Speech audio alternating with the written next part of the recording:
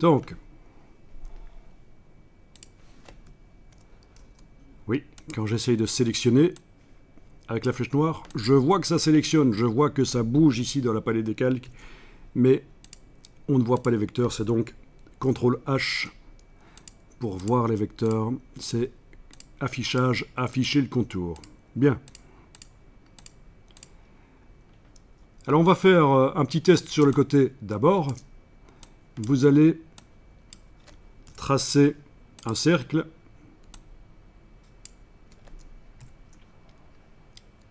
Vous allez le dupliquer avec la flèche noire et la touche Alt. Vous le dupliquez 2 fois.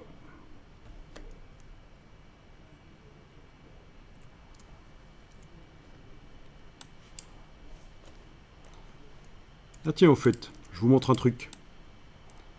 Vous n'êtes pas obligé de le faire, c'est juste pour montrer. Flèche noire, touche Alt, avec la touche Shift en même temps.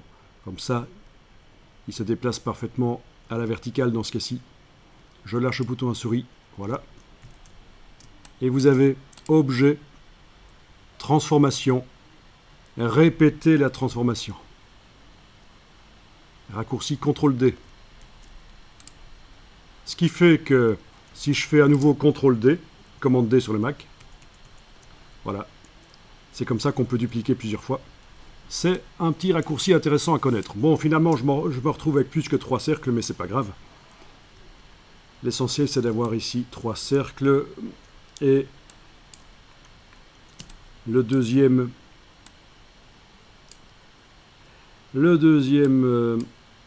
et le troisième, voilà, je vais leur donner des couleurs différentes. C'est peut-être pas assez flagrant que c'est des couleurs différentes. Voilà, ok. Ok. Alors regardez la démo.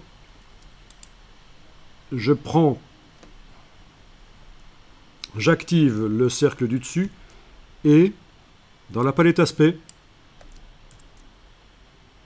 je vais lui ajouter un fond.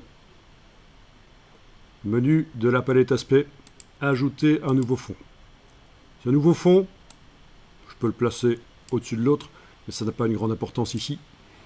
Et ce nouveau fond va contenir un dégradé du noir au blanc dans un premier temps. Voilà. Puis, par la palette dégradé de couleurs, menu fenêtre, dégradé de couleurs. Je vais indiquer que les deux couleurs sont du noir. Celle-là, c'est déjà du noir. Celle-ci doit devenir du noir. Je double-clique. Noir. Donc j'ai un dégradé du noir au noir.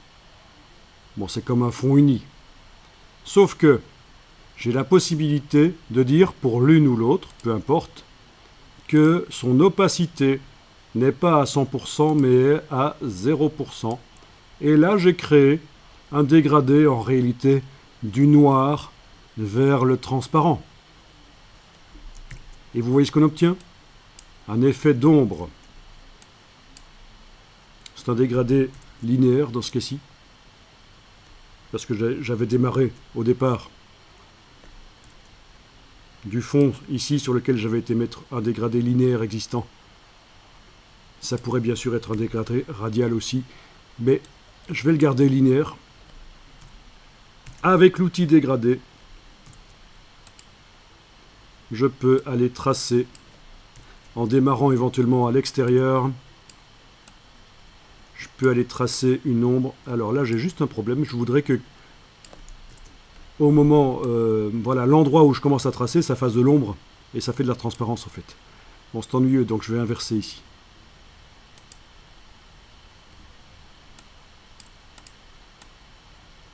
Ouais, c'est ça, ça fait de l'ombre maintenant, là où je trace. Et ça peut être intéressant pour agrémenter les formes à fond unique qu'on a faites, une ombre comme ça. Bon, c'est pas tout.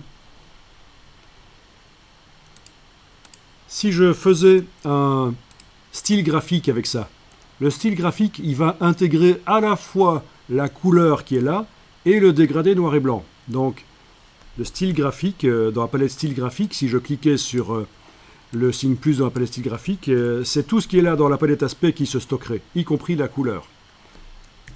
Et c'est pas ce que je veux. Je voudrais que dans la palette style graphique, il n'y ait que le dégradé du noir vers le transparent qui se stocke. Comme ça, je vais pouvoir l'appliquer sur d'autres formes qui ont d'autres couleurs, sans que la couleur change. C'est juste le dégradé du noir au transparent qui s'ajoutera. Bon, ben voilà. Avec ici la touche Alt, je vais dupliquer la forme. Je vais jeter, pour cette forme-là, le fond en couleur. Il ne reste plus que le fond de dégradé noir vers le transparent. Et avec ça, je fais un style graphique. Menu, fenêtre, style graphique. Dans la palette style graphique, je clique sur le signe à gauche de la corbeille. Le voilà, il est là. Ensuite, il me reste à sélectionner n'importe quelle couleur, n'importe quelle forme dans une autre couleur. Oui, je vais même faire des formes ici qui ont carrément d'autres couleurs, qui sont intéressantes. Voilà. Bon, sélectionner donc n'importe quelle forme en couleur et appliquer le style graphique en cliquant sur le style graphique. Mais c'est pas si simple que ça. Si je clique, c'est le dégradé qui s'applique. La couleur de l'objet a été oubliée. Donc j'annule. Édition annulée. Donc cet objet est sélectionné. Je vois dans la palette aspect qu'il a un fond orangé. Si j'applique le style graphique dégradé du noir vers le transparent, j'ai maintenant un fond du noir vers le transparent. J'annule. Si je veux ajouter le style graphique à ce qui existe déjà sur cet objet, quand je clique sur le style graphique, il faut que j'enfonce la touche Alt. Voilà. Ça ne se voit pas, parce qu'en fait, le fond en dégradé s'est mis en dessous du fond en couleur. Il suffit que je le mette au-dessus. Il est là. J'essaye pour cette forme-là. Touche Alt-clic. Waouh. Alt-clic, on a dit. Voilà. Alt-clic. Je fais passer au-dessus. Il est là. Donc ça va accélérer le travail. Ça veut dire que je peux faire ceci avec les formes de l'oiseau ici. Je peux sélectionner et englober avec la flèche noire toutes les formes. Voilà, elles sont toutes activées. Elles ont toutes des couleurs différentes, d'où le point d'interrogation ici qui indique sélection multiple en fait, différentes couleurs de fond. Avec la touche Alt, je clique sur le style graphique du dégradé du noir vers le blanc.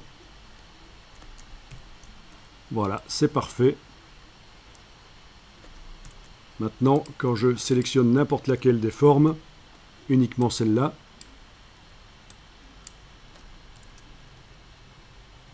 je peux faire remonter le dégradé au-dessus. Il est là. Il suffit avec l'outil dégradé que j'aille le placer. Voilà.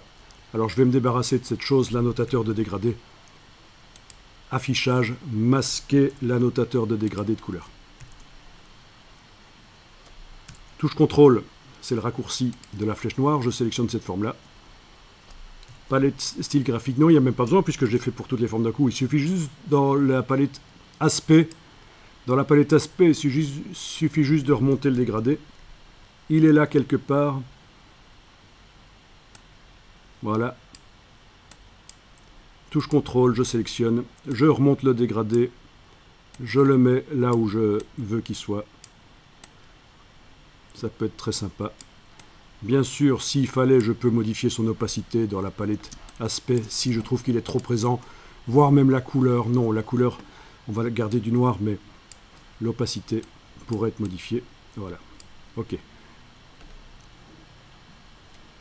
Oui, alors, ce qui aurait pu être fait aussi, c'est, sur certaines formes, ajouter une ombre, un effet spécial d'ombre, ça aussi c'est faisable. Un effet spécial d'ombre portée avec une certaine distance, une certaine orientation, ça pourrait marcher, oui. Pour donner l'impression que ce sont des plumes superposées avec une ombre en dessous. Mais bon, voilà, ça c'est déjà pas mal, ça. Voilà. Allez-y, testez ça. Donc, je rappelle la procédure.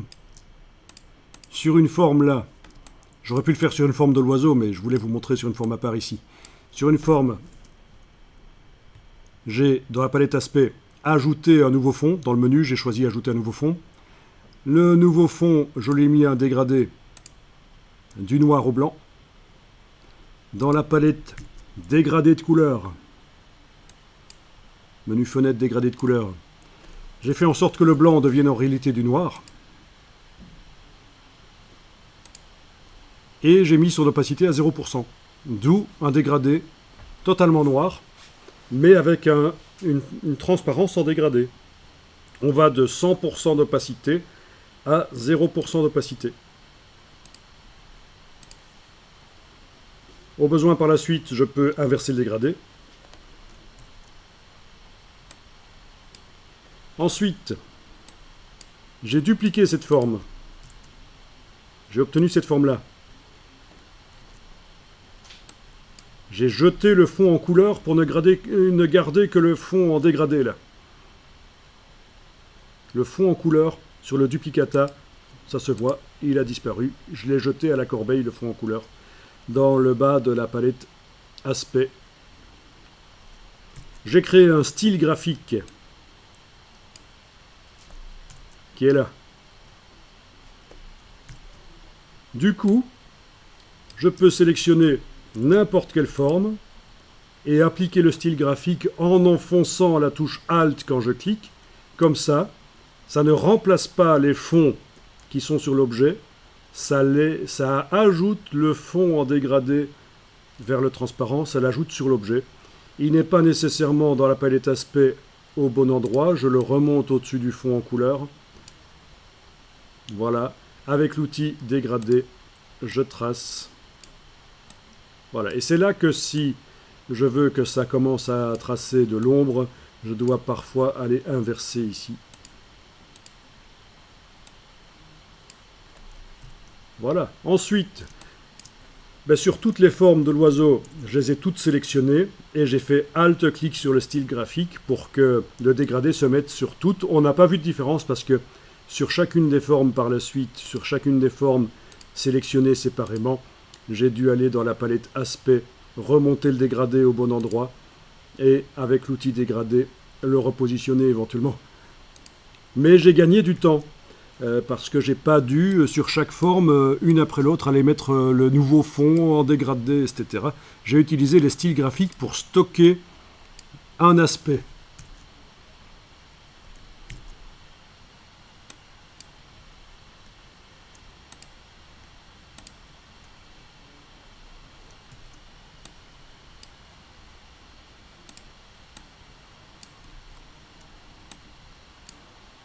Donc n'oubliez pas qu'un dégradé, on peut le tracer loin de la forme. Comme ça, c'est pas vraiment du noir qui apparaît.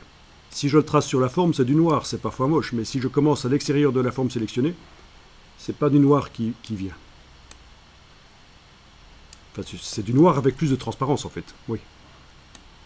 Ok, touche contrôle, sélection. Oui, il est déjà mis. Il n'y a plus besoin d'utiliser la palette style graphique.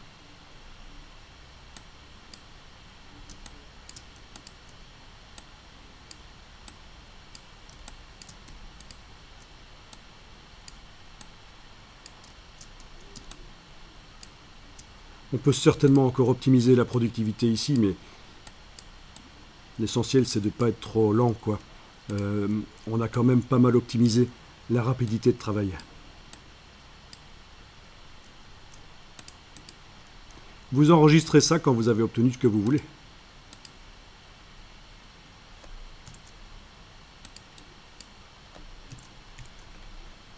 Alors, je dis pas que c'est mieux que ce qu'il y avait avant, le flat design. Le flat design, les fonds unis, ça peut être bien aussi.